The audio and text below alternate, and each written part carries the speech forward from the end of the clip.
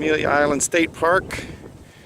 I think those little blue flags we see every now and then. So these roped off areas are bird sanctuary, protected areas. You cannot step foot on there.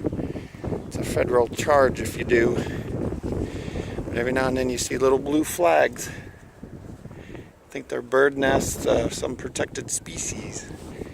And we were only one of like a dozen people on the beach today. It was awesome. Very desolate walking through here, but this is cool. Very pretty, very natural.